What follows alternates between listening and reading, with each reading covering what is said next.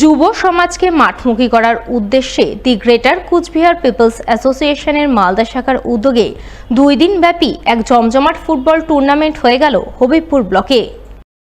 সোমবার হবিবপুর ব্লকের জাজিল অঞ্চলের হরিপুর মাঠে ফাইনাল খেলা অনুষ্ঠিত হয়। ফাইনাল খেলায় হাজির ছিলেন দি গ্রেটার কুচবিহার পিপলস অ্যাসোসিয়েশনের মালদা জেলা সভাপতি অমল রায়।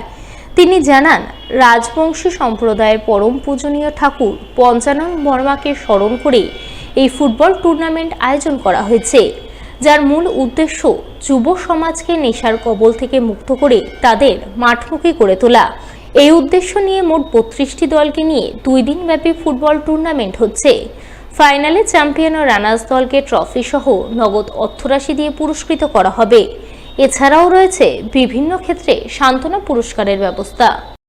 আজকের আমাদের দি গ্রেটার কুচবিহার পিপলস অ্যাসোসিয়েশনের পক্ষ থেকে রাজবংশী জাতির জনক রায় সাহেব ঠাকুর পঞ্চানন বর্মাকে স্মরণ করে আমাদের যে রাজবংশী সমাজের যে একজন উদ্ধার করা যে আমাদের যে জাতির এখন বর্তমানে যে হাল ধরেছে আমাদের জননেতা মানে বংশীবদন দাদার নেতৃত্বে আমাদের এই মালদা জেলা হবিবপুর ব্লকে হরিপুর মাঠে 2 দিন মাপে ফুটবল খেলার আয়োজন করেছি।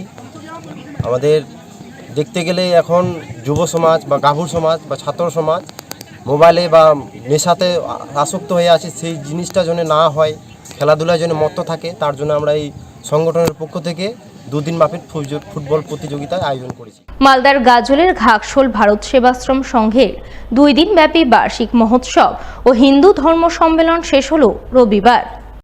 শেষ দিন রাতে বৈদিক শান্তি যজ্ঞানুষ্ঠানের মহা আয়োজন চোখে পড়ে, যা দেখতে দূর দূরান্ত থেকে অসংখ্য ভক্ত সমাগম ঘটে।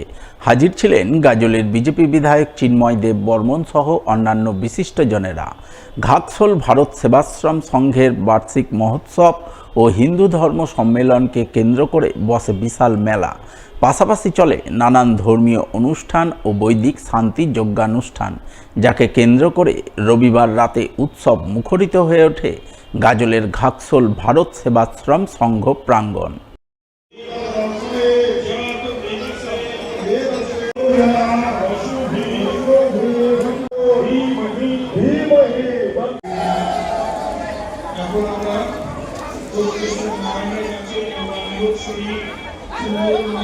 এখন আমরা